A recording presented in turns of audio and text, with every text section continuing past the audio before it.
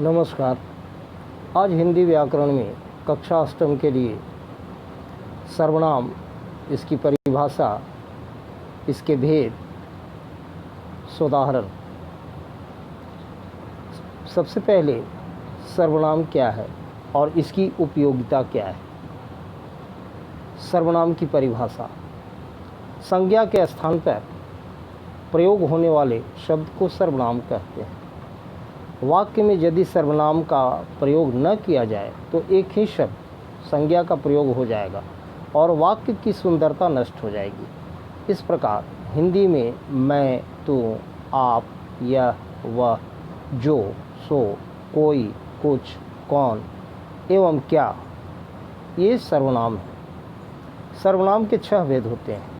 पहला पुरुषवाचक सर्वनाम, दूसरा निश्चयवाचक सर्वनाम, तीसरा अनिश्चयवाचक सर्वनाम, चौथा प्रश्नवाचक सर्वनाम, पांचवा संबंधवाचक सर्वनाम और छठा निजवाचक सर्वनाम। पहला पुरुषवाचक सर्वनाम: जो सर्वनाम शब्द बोलने या कहने वाले, सुनने वाले या जिसके विषय में कहा जाए उसका बोध कराते हैं, उन्हें पुरुषवाचक सर्वनाम कहते हैं।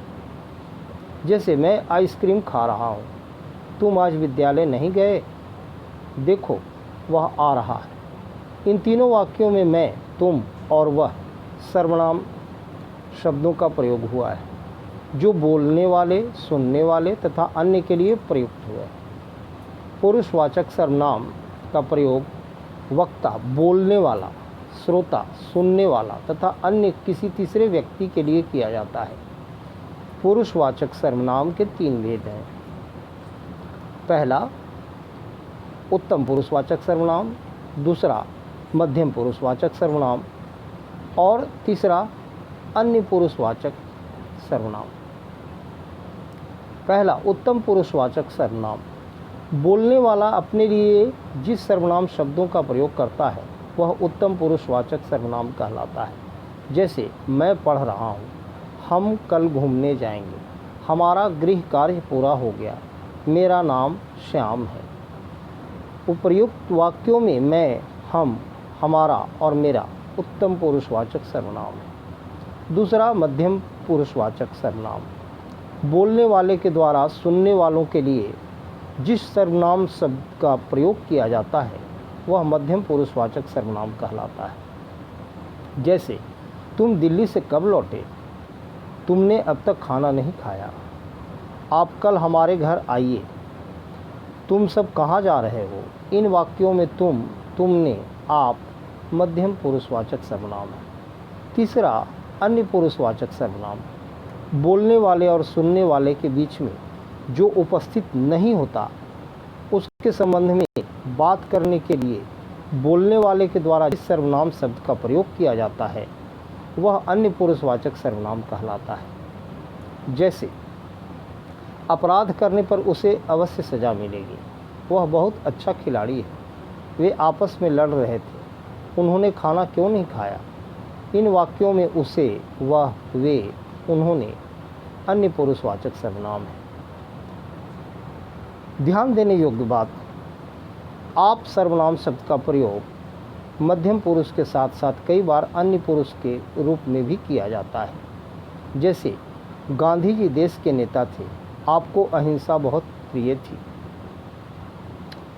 यहाँ गांधी जी के जगह पर आपको आया है। हमारे आचार्य जी बहुत ज्ञानी हैं, आपने सर्वश्रेष्ठ शिक्षक का पुरस्कार भी प्राप्त किया है। यहाँ आचार्य जी के लिए आपने शब्द का प्रयोग हुआ है।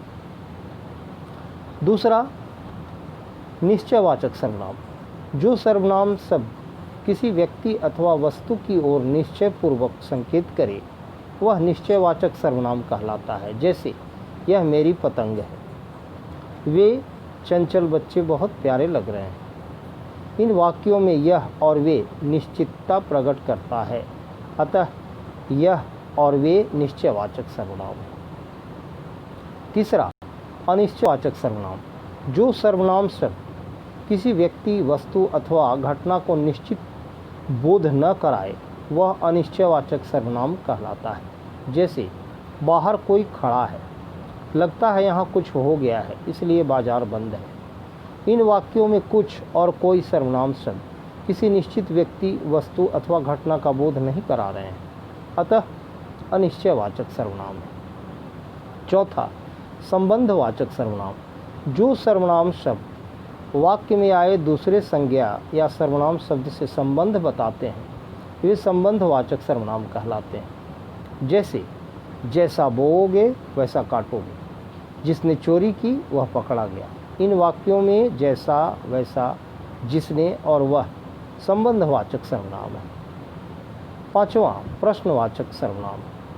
किसी व्यक्ति, वस्तु, घटना के संबंध में प्रश्न का बोध कराने वाले सर्वनाम शब्द प्रश्नवाचक सर्वनाम कहलाते हैं। जैसे यह कांच किसने तोड़ी, वार्षिकोत्सव के मुख्य अतिथि कौन थे। इन वाक्यों में किसने और कौन शब्द से प्रश्न का बोध होता है, अतः प्रश्नवाचक सर्वनाम है। और छठा, निजवाचक सर्वनाम। वाक्य में जिस सर्वनाम शब्दों का प्रयोग कर्ता के साथ अपनेपन का बोध कराने के लिए किया जाता है वे निजवाचक सर्वनाम कहलाते हैं। जैसे मैं अपना सारा काम स्वयं करता हूँ। इस वाक्य में स्वयं शब्द निजवाचक सर्वनाम है। धन्यवाद।